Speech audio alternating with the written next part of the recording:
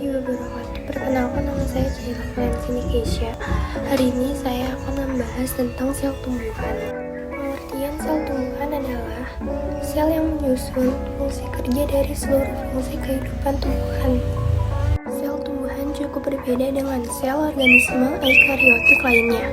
Fitur-fitur berbeda tersebut meliputi: yang pertama ada vakuola yang besar, dikelilingi membran disebut tonoplas, yang menjaga turgor sel dan mengontrol pergerakan molekul di antara sitosol dan getah. Yang kedua ada dinding sel yang tersusun atas selulosa dan protein. Dalam banyak kasus lignin dan disimpan oleh protoplasma di luar membran sel. Ini berbeda dengan dinding sel fungi yang dibuat dari keratin dan prokariotik yang dibuat dari peptidoglikan. Yang ketiga ada plasmodesmata, merupakan pori-pori penghubung pada dinding sel, memungkinkan setiap sel tumbuhan berkomunikasi dengan sel berdekatan lainnya.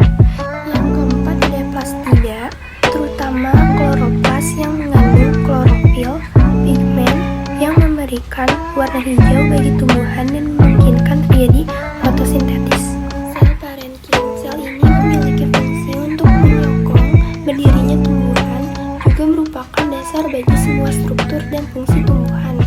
Sel parenkim memiliki dinding primer yang tipis dan sitoplasma yang sangat fungsional. Sel ini hidup saat dewasa dan bertanggung jawab terhadap fungsi biokimia.